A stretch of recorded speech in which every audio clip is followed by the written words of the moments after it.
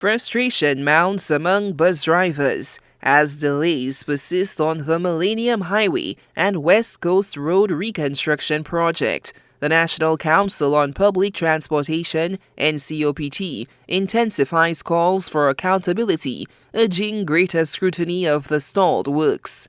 I'm just wondering whether or not any company that starts roads in St. Lucia, if they're given a mandate to delay it.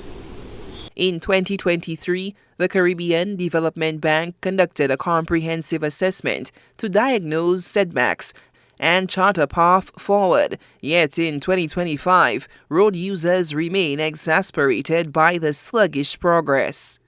And at the pace at which they do the work is the other issue. So again, we will obviously speak to them again, and we will speak to try to engage the government and the company to see what's the hold-up. I know sometimes they only say, well, the weather, but I think more can be done. NCOPT President Godfrey Ferdinand says bus drivers who rely on the route daily are at the forefront of the push for answers, demanding urgency and action. And when there is any delay on roads in St. Lucia, the persons that suffer the most, or the sector that suffers the most, would be that of the minibuses, because we frequent the road the most. Right now, the operators are working just to pay bills and to repair their vehicles. Burst tires, messed up suspensions.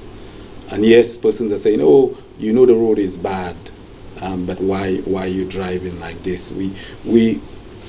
I'm on the road, and sometimes when it's raining, you don't know where the pothole is. We are very concerned about what's happening on the West Coast. We again, I have been instructed to at least engage the company again, and maybe for the last time, before we take it to another level.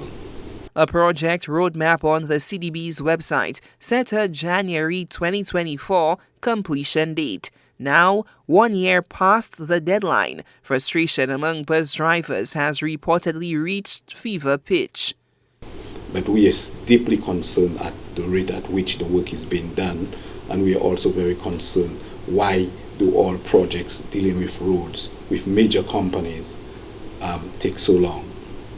The NCOPT says direct communication with the project contractor has begun, allowing drivers to voice their concerns to the project supervisor.